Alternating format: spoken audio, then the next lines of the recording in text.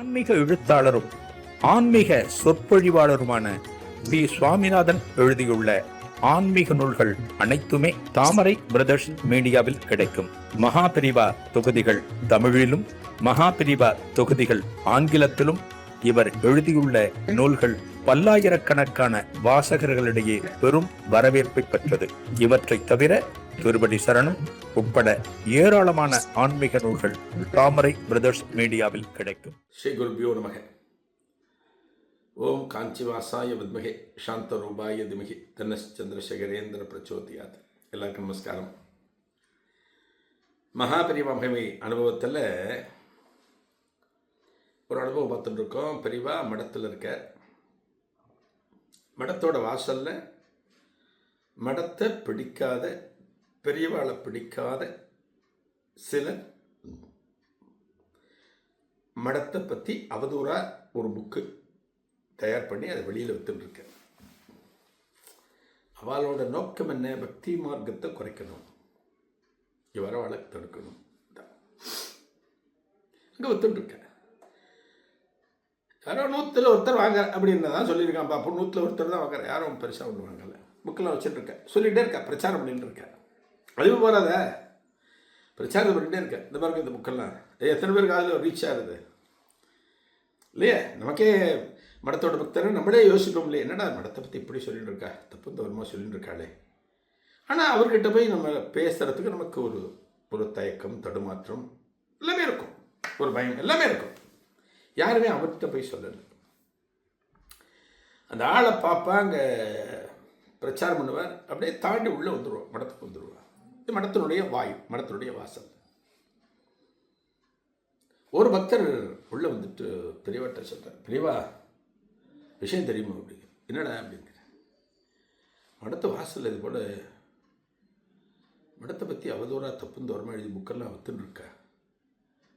அது பேர் வாங்குகிற சில பேர் அதை படித்து பார்த்தா என்னத்துக்கு ஆகுது, அதெல்லாம் எதனா பண்ணணும் பெரியவா அப்படிங்கிற. அப்படியா பெரியவாக்கு? அப்படியா, இது வாசல்லையோ? ஆமாம் பெரியவா. பெரியவா என்ன பண்ணுற, ஒரு தொண்டரை கூப்பிட்றாரு, ஒரு தொண்டை, மடத்துடைய தொண்டரை கூப்பிட்றாரு. அவர் கூப்பிட்டு, டேய், மடத்து வாசலில் யாரோ ஒருத்தர் மடத்தை பற்றி ஏதோ எழுதி புக்கெல்லாம் வித்துட்டுருக்காரான், புக்கெல்லாம் வித்துட்டுருக்காரான் ஆரம்பிக்கிறார் பெரியவர். வந்த அன்பர்களும் அங்கே இருக்கிற மற்ற பக்தர்களும் என்ன நினைக்கிற அந்த நேரத்தில் அப்படின்னா, அவனை உடனே இங்கேருந்து காலி பண்ணி வேற எங்கேன்னு போய் சொல்லும். அதான் சொல்ல வராதுன்னு நினைக்கிறான்.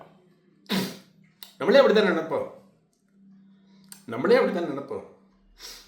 இங்கே வைக்க சொல்லாத, நான் இங்கேருந்து வேறு இடத்துக்கு போய் சொல்லு, இல்லைன்னா போலீஸ் ஸ்டேஷன் கம்ப்ளைண்ட் பண்ணுவோம், அந்த மாதிரிலாம் ஏதோ ஒன்று சொல்ல போகிறான்னு நினச்சிட்டு இருக்கேன். அசல் ஒருத்தன் வித்துட்டுருக்கானா, இனிமேல் அவங்ககிட்ட போயிட்டு பெரியவா ஆரம்பிக்கிறேன். என்ன பெரியவா பண்ணணும், அவங்ககிட்ட எத்தனை புக்கு இருக்குன்னு பாரு, அவங்ககிட்ட எத்தனை புக்கு இருக்குன்னு பாரு, அந்த புத்தகங்கள் அத்தனைக்கு எத்தனை காசுன்னு கேளு. ஃபார் எக்ஸாம்பிள், ஒரு புக்கு 10 ரூபான்னா, உதாரணத்துக்கு 10 ரூபான்னா 100 புக்கு இருந்தால் 1000 ரூபாய். அவர்கிட்ட 100 புக்கு இருக்குன்னா 1000 ரூபாய். எத்தனை புக்கு இருக்கோ அந்த புக்கோட தொகை மொத்தத்தையும் கொடுத்துட்டு அந்த புக்கை இங்கே வாங்கிட்டு வந்துடும் அப்படிங்கிற. இவனை யோசிக்கிறேன், சொன்ன அன்பரும் யோசிக்கிறேன், என்னடா அது அவனை இங்கேருந்து விரட்டுவான்னு பார்த்தா அந்த புக்கெல்லாம் காசு கொடுத்து வாங்கிடுவான்னு சொல்கிறேன். மடத்தை பற்றி அவதூறாக எழுதுனது அந்த புக்கு. ஒரு வேளை அந்த புக்கெல்லாம் வாங்கி உள்ளே எங்கேயானு அனுப்பிச்சிடுவார், குடோன் மாதிரி ஏதாவது இடத்துக்கு அனுப்பிச்சிடுவார். இந்த புக்கு யார் கைக்கும் இனிமேல் போகாது. பரவாயில்ல பரவாயில்ல பரவாயில்ல எல்லாம் நினைக்கிறேன். ஏன்னா மடத்தினுடைய பக்தர்களுக்கு என்ன நினைப்புனா, இந்த புக்கு யார் கைக்கும் போகக்கூடாது.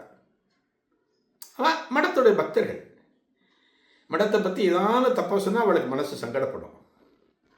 சரி, எல்லாத்தையும் வாங்கி பெரியவா வச்சுட்டாலும் நல்லது தானே, இங்கேயானு உள்ள வச்சுட்டானே நல்லது தானே அப்படின்னு பேசாமல் இருக்க.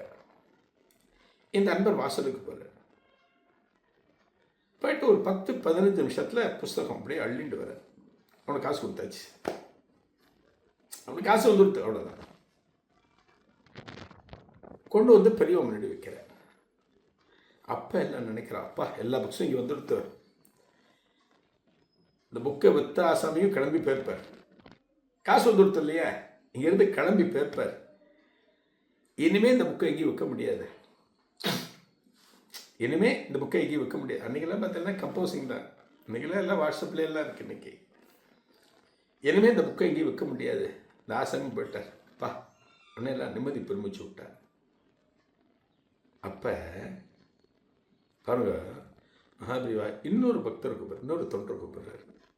இந்த புக்கெல்லாம் இங்கே தான் இருக்கு, சரி கொண்டு உள்ளே வைக்க சொல்லார் போல இருக்கு, உள்ளே வைக்க சொல்கிறார் போல இருக்கு அப்படின்னு பார்த்துட்டு இருக்கிறப்ப பெரியவா சொல்கிறாரா, இந்த புக்கை எல்லாத்தையும் எடுத்துக்கோ, மடத்துக்கு வர ஒவ்வொருத்தர்கிட்டையும் இந்த புக்கை கொடு, ஃப்ரீயாக கொடு, காசு வாங்காத, ஃப்ரீயாக கொடு. இந்த புக்கை படித்து பார்த்துட்டு மடத்துக்கு வரவா வரட்டும், வர வேண்டான்னு தீர்மானிச்சா அப்படி இருக்கட்டும், எல்லாருக்கும் ஒரு புக்கு கொடு அப்படிங்கிறாரா பெரியவா. நம்ம யாரான்னு நினச்சி பார்க்க முடியுமா? இப்போ நம்மளை பற்றி ஒருத்தர் அவதூறாக ஒரு புக்கை எழுதுற உதாரணத்துக்கு அப்படின்னா, அந்த புக்கை வச்சு நம்ம படிக்கிறதுக்கு விருப்பப்படுவோமா? இந்த புக்கு பலருக்கும் போய் சேரணும்னு நம்ம நினைப்போமா? மனசு எப்படி இருக்கும்? ஆனால் மடம்ங்கிறது ஸ்படிகம், காஞ்சி சங்கர மடம்ங்கிறது ஸ்படிகம், ஒரு தெள்ளிய நீர். அதில் எந்த ஒரு காலத்திலும் அப்பழுக்கு களங்கம் அப்படிங்கிறது கிடையாது, கிடையவே கிடையாது. படிக்கட்டும், இதில் இருக்கிறத படிக்கட்டும், மடத்தை பற்றி அவனுக்கும் தெரியும்.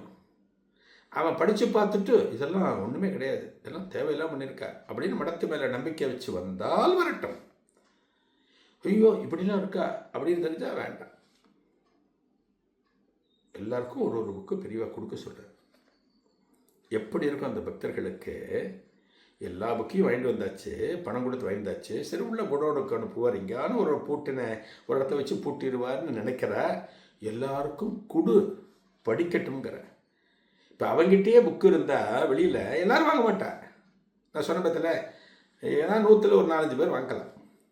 இப்போ எல்லாருக்கும் புக்கு போகிறது, இந்த புக்கு போகிறது, எல்லாருக்கும் தெரிய போகிறது.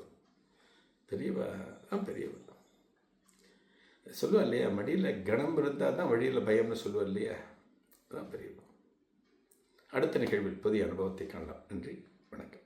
ஆன்மீக எழுத்தாளரும் ஆன்மீக சொற்பொழிவாளருமான பி. சுவாமிநாதன் எழுதியுள்ள ஆன்மீக நூல்கள் அனைத்துமே தாமரை பிரதர்ஸ் மீடியாவில் கிடைக்கும். மகாபிரிவா தொகுதிகள் தமிழிலும், மகாபிரிவா தொகுதிகள் ஆங்கிலத்திலும் இவர் எழுதியுள்ள நூல்கள் பல்லாயிரக்கணக்கான வாசகர்களிடையே பெரும் வரவேற்பை பெற்றது.